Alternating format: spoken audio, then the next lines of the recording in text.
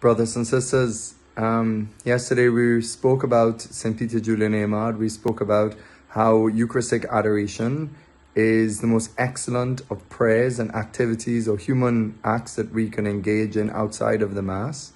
And this is because in it we get to really exercise those virtues of faith, hope and love, piety, humility, to be able to come and kneel before something that looks like bread, but we know is the Lord, takes great humility on our part. And that's something we could take for granted. There are people who will refuse to kneel before God, thinking it's something crazy or silly. So these virtues are exercised in adoration, and they perfect the soul in ways that we cannot even imagine. And so Eucharistic adoration brings us to the heart of the spiritual life in practicing these virtues. Now, today and the next 1 or 2 days, we want to look at his advice, and Peter Julian's advice around the whole idea of maybe having certain aids or a method maybe in prayer, especially if we feel dry and we feel uninspired and we are going to adoration. Then rather than just sitting there and wasting time or letting our mind drift all over the place, it would be far more efficient or far more beneficial to us to go there with something. Now, methods, I'm always cautious around methods. Methods are very important. They can help us, but sometimes, we don't make the method the end. A method is a means to really just being in union with Christ in adoration and to be with him. We have to know when to leave the method as well. So methods are there to help us raise our hearts and minds to God. And if that's achieved in adoration, if you make that real act of faith and you're with Christ and you're just simply resting in that knowledge that he's present, then it's okay to leave the method. Just be there with Christ. And if your mind's not too distracted and you're just resting in love with him, then that's the goal of the method. So leave the method behind. But if you're distracted and blown all over the place, then, having a spiritual book there, or maybe it's a regime of scriptures that you want to go through. If you're going through a gospel in particular, from beginning to end, you might pick up where you left off last time in the gospel. You might pray the rosary, have some kind of guidance to help you so that your mind can stay focused on Christ. St. Peter Julian Eymard is famous for recommending a method of adoration according to what he calls the 4 ends of the Mass. In other words, the 4 major pillars of what the Mass is.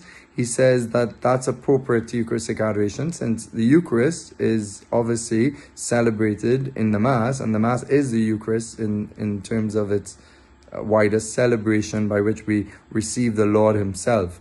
And so by studying the Mass, we can get an inspiration about how to make, say, a holy hour.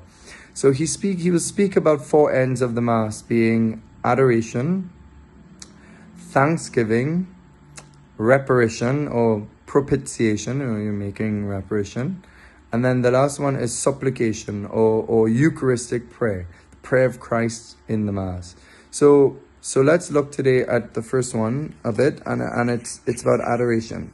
And he says that the act of Eucharistic adoration has for its very object the infinite excellence of Jesus Christ, worthy by itself of all honor and glory. So this is why you in adoration, or people spend many hours in adoration, it's not a waste of time, because the very person you're contemplating, your human actions are geared towards, is the most excellent, most worthy thing of all your time in the world. And this is the Lord himself. And so he says that we are to make, say during a holy hour, the first 15 minutes, really enter that act of adoration. But it's not only your adoration, is that you're being united to Christ's adoration in the Eucharist. That Jesus is adoring through his sacred humanity, adoring the Father in love. And you're uniting yourself to the adoration of Christ as well, of the Father.